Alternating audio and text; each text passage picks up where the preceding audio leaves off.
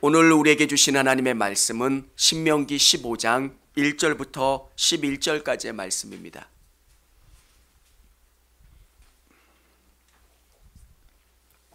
신명기 15장 1절부터 11절까지의 말씀. 매 7년 끝에는 면제하라.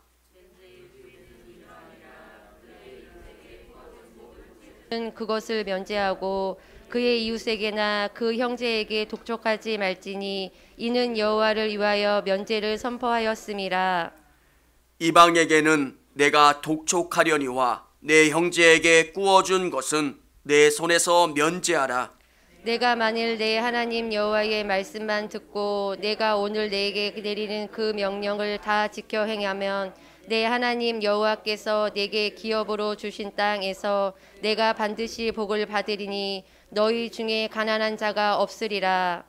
내 하나님 여호와께서 내게 허락하신 대로 내게 복을 주시리니 내가 여러 나라에 구워줄지라도 너는 꾸지 아니하겠고 내가 여러 나라를 통치할지라도 너는 통치를 당하지 아니하리라.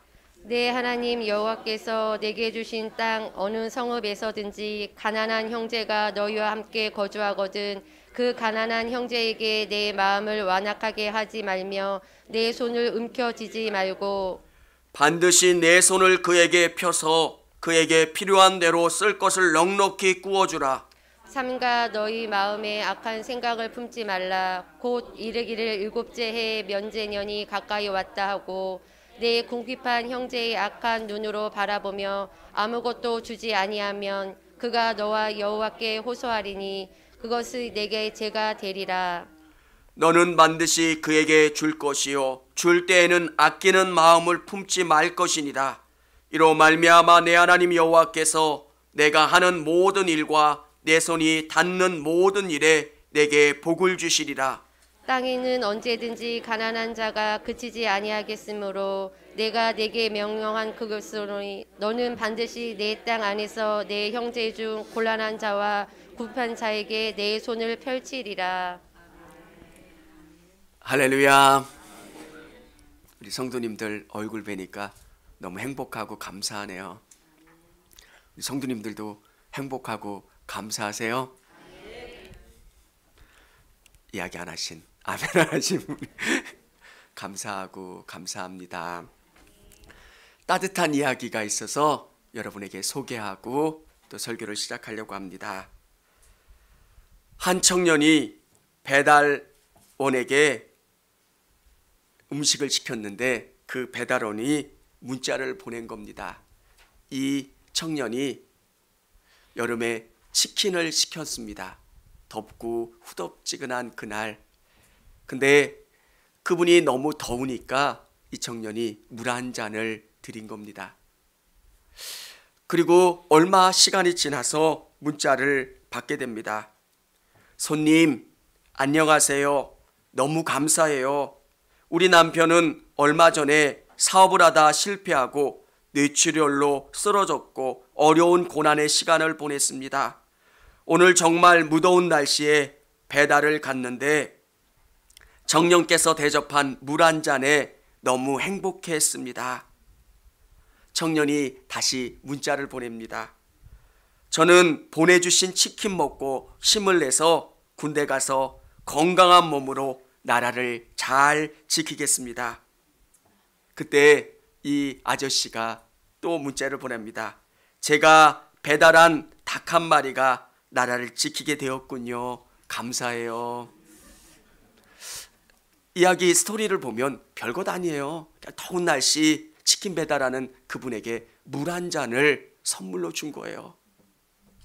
근데 이 배달원 하시는 이분은 사업도 실패했고 또 뇌출혈로 몸도 힘들고 사는 게 너무 힘들었는데 그 물 한 잔이 위로가 됐고 기쁨이 됐고 소망이 되는 거. 그리고 또 그분이 보내준 문자 때문에 이 청년도 기쁘고 힘을 낼 수 있는 것. 사랑하는 성도 여러분, 오늘 설교 제목이 하나님의 복을 영원히 받으려면 진짜 복을 누리는 방법이 뭘까? 성경에서 이야기하는 이 복이 우리 삶 가운데 누려지는 비밀이 뭘까? 우리가 읽은 신명기는 하나님의 복에 대한 설명을 해주고 있습니다. 그런데 우리가 알고 있는 5장부터 26장까지가 두 번째 설교인데, 여기서 14장까지는 하나님을 어떻게 믿어야 되느냐, 어떻게 하나님을 믿고 우리의 삶 가운데 실천을 해야 되느냐 라고 하는 게 주된 주제입니다. 하나님을 믿고 그 말씀을 묵상하고 그 말씀을 내 삶 가운데 정말 최선을 다해서 실천하는 것. 그런데 15장에 들어오면서 전환이 확 됩니다. 왜 이 말씀이 중요할까? 성경의 핵심이 뭡니까? 예수님에게 물어보는 예수님에게 이 랍비들, 대제사장들이 물어봅니다. 성경의 핵심이 뭡니까? 율법의 핵심이 뭡니까? 하나님 사랑, 이웃 사랑이라는 거예요. 아멘. 성경은 하나님은 사랑이시다. 이 사랑이라고 하는 이 율법이 내 안에 들어오는 거예요. 하나님을 잘 믿는다. 이꼬르 형제를 사랑하는 거예요. 이게 복을 누리는 거예요. 대신관, 하나님과의 관계도 중요하고 사람들과의 관계도 너무 중요한 거예요. 성경은 하나님과 우리와의 관계의 무게와 우리와 사람들과의 관계의 무게를 똑같이 주고 있는 거예요.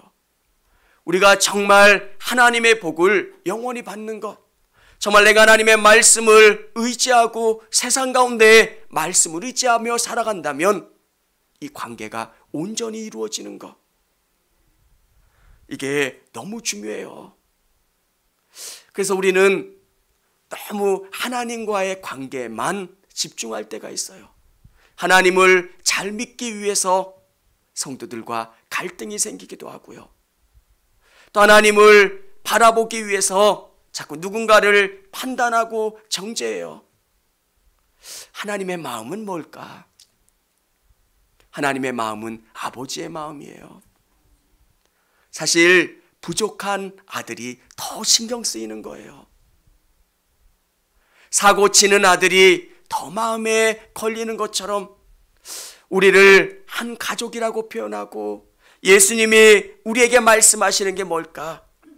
예수님 안에서 하나 되는 것, 사랑을 누리는 것, 그리고 이 믿음 가운데 실천하며 나가는 것, 이게 하나님을 사랑하고 또 내 사랑하는 형제들을 사랑하는 게 하나님이 주신 복을 영원히 누리며 살아갈 수 있는 것, 이 비밀인 줄을 믿으실 수 있기를 원합니다. 오늘 신명기 15장에는 이 비밀에 대해서 이야기해 주고 있습니다. 우리가 하나님의 복을 어떻게 하면 영원히 받을 수 있을까? 첫 번째는 하나님의 자비를 베풀며 살아야 합니다. 1절, 2절에 보면 이렇게 기록되어 있습니다. 매 7년 끝에는 면제하라. 면제의 규례는 이러하니라. 그의 이웃에게 구워준 모든 체주는 그것을 면제하고 그 이웃에게나 그 형제에게 독촉하지 말지니 이는 여호와를 위하여 면제를 선포하였습니다. 여기서 어떤 경우인지 빚을 진 사람들이 있습니다. 허영심 때문에 과하게 소비를 해서 빚을 진 사람도 있을 거고요. 진짜 가난해서 어려움 때문에 빚을 진 사람도 있습니다. 성경은 우리에게 이야기하고 있는 겁니다. 그 사람들에게 하나님의 사랑을 전하라는 거예요. 왜 성경은 우리에게 이야기를 해주고 있는 걸까? 사랑하는 여러분, 성경에 가지고 있는 중요한 것이 하나 있습니다. 그것은 뭐냐면 우리의 모든 것은 하나님의 선물이라는 거예요. 여러분이 지금 넉넉함을 소유하고 있으면 그 넉넉함의 근원은 하나님이라는 거예요. 하나님이 내게 은혜 주셨기 때문에 내가 이렇게 물질의 풍요함을 갖고 살아가는 거고요. 하나님이 건강 주셨기 때문에 내가 이렇게 건강하게 살 수 있는 거고, 하나님이 내게 복을 주셔서 내가 이렇게 살 수 있다는 것. 그러면 이 복을 나를 통해서 흘러내려가게 하는 것. 여러분, 믿는 것은 이 말씀이 내 안에서 소화돼야 되는 거예요. 유대 말기에 어떤 현상이 일어났냐면, 이제 1차 포로, 2차 포로, 3차 포로로 유대의 나라가 포위되고 포로로 끌려가는 그 상황들이 있었어요. 오늘 하나님께서는 정말 너희 빚진 자들을 사랑하고 너희 가난한 자들에게 사랑을 베풀라고 말씀하시지만, 유대가 멸망할 때 어떤 사건이 일어나냐면, 이 누군가가 포로로 끌려가야 되는데 누가 먼저 끌려가게 되느냐? 가난한 사람들, 빚진 사람들, 그 사람들이 먼저 끌려가는 거예요. 돈을 낼 수 있는 사람들, 힘이 있는 사람들은 그 끌려감에서 빠져나가는 거예요. 돈으로 대신 누군가를 사고 네가 내 대신 들어가라, 이렇게 해서 빠져나가는 거예요. 사랑하는 여러분, 하나님의 사랑이 있는 공동체는 하나님의 복을 누리게 돼요. 하나님의 사랑이 없는 공동체는 그게 오래가지를 못해요. 하나님이 계신 곳에 나타나는 현상이 뭡니까? 하나님은 사랑이시라는 거예요. 어느 공동체든 하나님의 성령이 역사하는 공동체는 따뜻해요. 그냥 그 안에 행복이 있어요. 기쁨이 있어요. 그런데 사람들은 뭐라고 합니까? 하나님은 못 봐요. 근데 하나님이 계신 걸 느껴요. 그냥 따뜻하니까, 행복하니까, 기쁨이 있으니까, 즐거움이 있으니까. 오늘 성경은 왜 우리에게 이 가난한 자를, 어려운 사람들을 돌보라 말씀하실까? 우리를 통해서 그 복의 통로가 되라고 말씀하시는 거예요. 여러분, 한 분 한 분이 하나님이 주신 은혜가 있다면, 그 고난 가운데 승리했던 경험들이 있다면, 여러분에게 건강이 있다면 누군가를 위로해 줄 수 있고 누군가를 일으켜 세울 수 있는 그 복이 있는 줄을 믿으시기를 바랍니다. 제가 언젠가 한번 말씀드렸잖아요. 고난이 원망거리면 참 원망거리예요. 근데 누군가를 위로하려고 하면 이 고난만큼 좋은 게 없어요. 어느 집사님이 하는 것마다 망해요. 어느 분이 암이 재발됐는데 3번인가 재발됐어요. 그러면 한두 번 재발된 사람은 그거는 왜 재발이 어렵냐면, 재발했습니다, 전이 됐습니다, 이 얘기를 들으면 사람 마음이 얼마나 낙심이 되는지 더 이상 항암을 받을 의지가 안 생겨요. 그런데 2-3번 암을 경험했던 사람은 그 사람을 보는 것 자체만으로도 힘이 돼요. 야, 나도 저 사람처럼 이겨낼 수 있구나. 여러분, 하나님이 주신 고난은 원망거리가 아니라 누군가를 위로할 수 있는 축복이에요. 아멘. 여러분의 상처를 보여주면 그 사람들이 위로를 받아요. 아, 저 사람도 저렇게 많은 고난과 어려움 속에서도 행복할 수 있는데, 하나님이 힘주셔서 승리했는데 나도 승리할 수 있구나, 나도 힘을 얻을 수 있구나. 오늘 성경은 여러분의 인생이 축복의 통로가 되기를 원하고 계세요. 그래서 여러분의 삶을 통해서 하나님의 자비가, 하나님의 사랑이, 하나님의 복이 흘러내려갈 수 있기를 원합니다. 왜? 성경은 그거를 원하고 계신 거예요. 두 번째, 복을 주시겠다는 약속을 믿어야 합니다. 복을 주시겠다는 약속. 사랑하는 여러분, 빚진 자에게 빚을 탕감해 준다는 것. 오늘 이 사건을 우리의 사건으로 적용하면 그게 쉽습니까? 누군가가 나에게 어려움을 줬어요. 그것을 내가 용서한다. 그게 쉽지 않아요.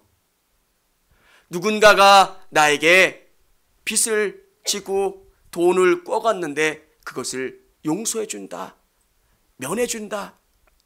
오늘 성경이 우리에게 주는 아주 중요한 생각이 하나 있는데 그게 뭐냐면 하나님이 우리에게 복 주시겠다라고 하는 약속을 했다는 거예요.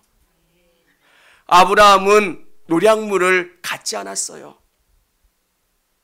전쟁을 했는데 노략물을 취하지 않는 목적이 뭐냐면 아브라함이 이런 노략물을 가지고 부자 됐다는 소리는 안 듣겠다는 거예요. 사랑하는 성도 여러분, 오늘 하나님이 빚진 자들, 어려운 자들, 그 사람들을 배려하고 돌보는 게 하나님이 기뻐하시는 일이고, 너희가 믿는 사람들, 하나님 안에서 최선을 다하는 그 사람들을 사랑하고 돌보면 내가 너의 인생을 책임지고 돌보겠다라고 하는 것을 말씀해 주고 계신 거예요.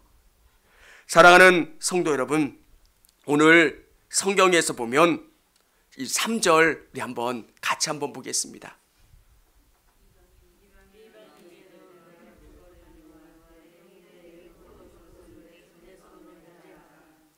여기에 보면 이렇게 나와 있어요. 이방인에게는 내가 독촉하려니와 내 형제에게 꾸어준 것은 내 손에서 면제하라.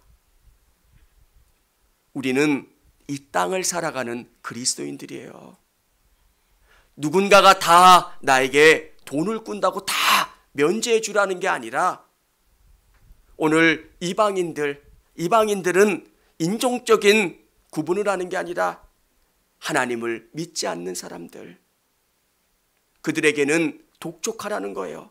죄 때문에 빚이 있는 사람들, 잘못된 삶이 있는 사람들, 그런데 오늘 이 형제들에게 꾸어준 것을 면제하라 말씀하는 것은 그들의 실수 때문에 또는 그들의 믿음으로 살다가 실수로 어려움을 당하는 그 사람들에 대해서 면제하고 용서하라는 거예요. 여러분, 하나님이 이 땅을 다스리신다는 것, 그리고 내가 선대하지만 그 선대를 하나님은 손해로 계산하지 않으시고 다른 방법으로 채워주시고 역사해 주신다는 것. 사랑의 택배를 준비합니다. 근데 우리 삶에서 그만큼이 마이너스가 아니라 하나님은 다른 방법으로 더 큰 것을 채워주신다는 거예요. 그게 믿음이에요. 누군가에게 내가 손해를 보고 누군가에게 내가 어려움을 당하는 것, 어떨 때는 내가 참아야 되는 때도 있습니다. 그때 내가 손해보는 게 아니라, 내가 어려움 당하고 실패하는 게 아니라 하나님의 약속을 믿는 거예요. 하나님은 복 주시겠다. 하나님의 뜻대로 나가면 하나님이 채워주시겠다라고 하는 그 약속을 믿기 때문에 우리는 담대히 나갈 수 있는 거고요. 하나님은 그 약속대로 우리에게 반드시 채워주시는 하나님이신 줄을 믿으실 수 있기를 원합니다. 그러면 너희 중에 가난한 자가 없으리라. 여러분, 정말 초대교회의 모습은 어땠습니까? 어려움 당하는 사람들이 없었어요. 교회는 가족이었어요. 여러분, 아무도 어려움 당하는 사람이 없는 공동체는 없어요. 근데 하나님이 원하시는 생각이 뭡니까? 우리는 가족이라는 거예요. 가족 안에는 어려움이 있고 힘듦이 있지만 그 모든 것을 감사할 수 있는 것, 감싸 안을 수 있는 것. 오늘 성경은 우리에게 그것을 이야기하시는 거예요. 내가 손해본 것 같니? 내가 어려움 당한 것 같니? 그러나 나는 그것을 기억하고 내가 갚아주겠다. 성경의 놀라운 가치가 뭡니까? 하나님은 아신다는 거예요. 우리의 모든 것을 알고 계산하시고 그리고 마지막에는 그것에 대한 상을 주신다는 것. 이 땅을 살다 보면 억울한 일들 당할 때가 있잖아요. 근데 이야기할 수도 없고, 근데 우리가 그 모든 것을 넘길 수 있고 승리할 수 있는 게 뭐냐면 하나님은 아신다는 거예요. 아멘. 이게 믿음이 있으면 되게 행복해요. 사람들에게 뭔가 인정받을 필요가 없어요. 왜? 하나님은 아시니까. 사랑하는 성도 여러분, 이게 축복의 원리예요. 하나님을 사랑하니? 그러면 그 하나님의 사랑이 나를 통해서 흘러가고 또 그 사랑이 놀라운 열매를 맺게 하는 것. 오늘 이 신명기 15장은 그런 의미에서 굉장히 중요해요. 안식년, 특별히 면제년을 주어서 면제해 주는 거예요. 빚을 면제해 주고 종이었던 자들을 면제시켜 주는 거예요. 어떻게 그게 가능할까? 내가 빚을 탕감해 주고 종이었던 자를 놓아주면 손해보는 거잖아요. 내 지갑에서 마이너스가 되는 거잖아요. 믿는 그리스도인들에게 갖는 신앙은 내가 손해보는 것 같지만 하나님은 채워주신다는 거예요. 여러분, 하나님이 기뻐하시는 것은 대신과 하나님과의 관계도 중요하지만 사람들 관계에도 너무 중요해요. 우리 성도님들이 그 사실을 깨닫고 믿으실 수 있기를 원합니다. 세 번째는 성령에 주신 은혜를 기억해야 합니다. 은혜. 사실 이스라엘 백성들이 어떤 민족들입니까? 종이었던 자들 아니에요. 오늘 이 말씀을 들을 이때 광야에 있는 때입니다. 40년이 넘지 않은 그때에 하나님께서 이들에게 말씀하시는 게 뭡니까? 너희 원래 종이었어. 애굽에 있을 때 너희 다른 사람들의 종이었고 어려움 당했던 사람들이었기 때문에 그때를 기억하라는 거예요. 여러분, 이게 정말 중요해요. 하나님의 은혜를 기억하는 사람. 내가 어땠는가? 저는 참 많은 흠이 있는 사람이에요. 그래서 다른 사람들에게 뭐라고 이야기할 수가 없는 사람이에요. 실수도 많이 했고, 그럼에도 하나님께 감사한 것은 나를 구원해 주셨고 이 자리에 설 수 있게 해주신 거 얼마나 감사해요. 돌아보면 감사밖에는 없는 거예요. 그래서 내가 할 수 있는 것, 그 마음으로 누군가를 바라보는 거예요. 아휴, 진짜 철부지였고 부족하고 연약했던 나를 하나님이 용서해 주셨고 사랑해 주셨고 이해해 주셔서 이 자리에까지 있게 해주셨는데 내가 이해 못할 게 어디 있겠습니까? 자기를 돌아보고 자기를 용서해 주신 그 주님의 은혜를 기억하는 거예요. 사랑하는 성도 여러분, 그러면 그 은혜가 깊이 다가와요. 오늘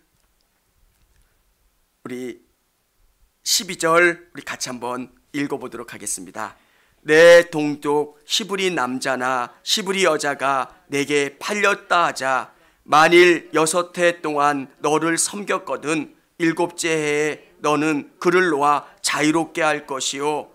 제가 읽겠습니다. 그를 놓아 자유하게 할 때에는 빈손으로 가게 하지 말고 내 양무리 중에서 타작마당에서와 포도주 틀에서 그에게 후히 줄지니 곧 내 하나님 여호와께서 내게 복을 주신 대로 그에게 줄지니라. 이게 되게 어려운 말씀이에요. 자유롭게 해주는 것도 쉬운 일 아니에요. 근데 갈 때 빈손으로 보내지 말래요. 어떻게 이걸 우리의 삶에서 한번 봐요. 여러분, 말이 새끼 낳는 것보다 사람이 새끼 낳는 게 더, 이렇게 표현해서 좀 그렇지만 더 가치가 있대요. 조선시대에 보면 종의 가치가 다른 동물의 가치보다 훨씬 더 높아요. 왜? 노동력으로의 가치가 훨씬 더 좋기 때문에. 오늘 그 관점으로 이 본문을 해석해 보면 쉬운 일 아니에요. 나가는데 그냥 내보내주는 것도 아니고 가장 좋은 것, 귀한 것, 그것을 챙겨서 그 종을 자유케 해주라는 것. 어떤 마음일까? 우리를 돌아보고 우리를 구원해 주신 그 하나님의 은혜가 있기 때문에 그게 가능한 것. 사람들은 왜 자꾸 우리 안에 나쁜 마음들이 들까? 자기가 어떤 존재인지를 잘 몰라요. 내가 부족한 존재였고 하나님이 은혜 주셨다라고 하는 것. 이스라엘 백성들이 원망하고 불평하고 나중에 싸우고 자기네들끼리 논쟁하는 이유가 뭡니까? 자기네가 수백 년 전에 애굽에서 종 살았던 그 민족이라는 것을 잊어먹어요. 사랑하는 성도 여러분, 오늘 여러분 안에 나를 구원해 주신 예수님, 구원해 주셔서 나를 기쁘게 하고 행복해 하게 하고 복을 주셔서 우리의 가정을 바꿔주시고 우리의 삶을 바꿔주신 그 예수님을 영원히 기억하시는 여러분 되실 수 있기를 원합니다. 은혜를 기억하는 거. 근데 사람들이 그걸 금방금방 까먹어요. 제가 수술을 받고 나왔을 때 너무 감사했어요. 진짜 내가 주님을 위해서 목숨 내놓고 충성할 것 같았어요. 근데 사람이 조금 지나니까 이게 불평이 생기기 시작하더라고요. 그게 긴 시간도 아니에요. 조금 지나니까 이게 뭐가 불편하고 뭐가 어떻고. 사실은 불편하다는 거는 생명하고는 상관없는 거예요. 그렇잖아요. 근데 그게 불편하다고 막 제가 이제 수술한 다음에 화장실을 조금 많이 가게 됐어요. 사실 죽느냐 사느냐의 문제보다는 화장실 이렇게 자주 가는 거는 별로 그렇게 중요한 문제는 아닌데 그게 불평이 생기기 시작하더라고요. 왜 이렇게 불편한 거야? 뭐 한 거야? 여러분, 하나님의 사랑을 깊이 기억하는 사람, 우리는 애굽에서 종되었던 사람인데 라고 하는 것을 기억하는 사람, 그 사람은 하나님의 복을 오랫도록 받을 수 있는 사람인 줄을 믿으시기를 바랍니다. 하나님이 우리에게 복 주기를 원하세요. 정말 이 사실을 여러분 한순간도 잊지 않으셨으면 좋겠어요. 이 이스라엘 백성들에게 하나님은 복 주시겠다고 약속하고 얼만큼 다윗 때보다 더 넓은 땅을 주겠다 이스라엘 백성들에게 약속하셨어요. 근데 너는 내 말을 믿고 나를 따라오면 이 복이 다 너희의 복이 될 거고 내가 약속한 것을 다 너희가 소유할 수 있게 돼. 이렇게 약속하셨는데 이스라엘 백성들은 그러지 못해요. 여러분, 저는 그런 생각을 해요. 복의 설교를 하면서 우리 성도님들이 복 받았으면 좋겠다. 아멘. 이 복의 목적은 하나님 때문에 그래요. 우리는 복이라고 하는 것은 우리의 삶으로 드러나는 거잖아요. 내 삶 속에서 이 안에 계신 하나님이 내 밖으로 보여지는 거예요. 정말 하나님 살아계시는구나. 내가 다른 것은 모르겠는데 우리 김 권사님 보면, 박 집사님 보면 우리 하나님이 살아계신 것을 볼 수 있구나 깨달아지고 느껴지고 경험되는 것. 그런데 여러분 안에 하나님에 대한 말씀, 하나님을 정말 간절히 사랑하시고 여러분 사랑하는 가족들, 믿음의 형제들을 사랑하실 수 있기를 원합니다. 이게 성경의 원리예요. 내가 너희에게 준 그 복을 너희가 오래도록 유지하는 방법. 성경은 이것을 사랑이라고 하는 한 단어로, 율법의 최고의 계명이 뭡니까? 하나님 사랑, 이웃 사랑. 하나님을 사랑하는 것 같이 내 이웃을 내 몸같이 사랑하라는 거예요. 율법의 완성이신 예수님을 따라가는 게 그런 거예요. 손해보세요. 바보같이 웃으세요. 근데 누가 채워주시냐면 하나님이 채워주세요. 그게 신앙의 원리예요. 그냥 세상에서 약삭 빠르지 않게 살아도 돼요. 그냥 지하철 의자 하나 있는데 그냥 100m부터 막 달려와서 그 의자 앉으려고 그렇게 하지 않아도 돼요. 하나님이 채워주세요. 그렇게 막 달려오다가 그 사람 그 앞에서 넘어져요. 그래가지고 근데 하나님은 그 의자 앉게 해주세요. 저는 복 받고 싶어요. 근데 내가 아등바등해서 받는 복이 아니라 하나님이 채워주시는 복. 저는 물질의 복이 아니어도 돼요. 하나님이 정말 살아계신 것, 하나님이 역사하신다는 것, 우리 성도들 한 분 한 분 만나주시고 정말 내가 하나님이라는 것, 너 인생을 주관하는 참신이라고 하는 것을 우리 성도님들의 삶을 통해서 증명하실 수 있도록 그렇게 보여주셨으면 좋겠어요. 사랑하는 여러분, 오늘 이 말씀은 굉장히 중요한 말씀이에요. 우리 성도님들이 자꾸 이제 개인화되어 가면서 하나님께 믿는 그 신앙이 전부인 줄 알아요. 성경은 우리에게 하나님 사랑, 이웃 사랑, 그리고 우리에게 주신 그 은혜를 나누는 거예요. 그리고 내가 복 받는다는 개념은 하나님이 채워주시는 거예요. 내가 악착같이 남의 것을 빼앗는다고 해서 복이 채워지는 게 아니에요. 하나님이 채워주세요. 내가 주님을 위해서 나눠주면, 주님의 이름으로 섬기면 주님이 채워주세요. 그게 놀라운 주님의 복이에요. 한 가지 이야기를 하고 설교를 마치려고 합니다. 제가 사랑하는 그 목사님 한 분이 그 이야기를 하시더라고요. 예전에는 그런 분이 계셨어요. 장로이셨다가 목사님이 되신 분이 계세요.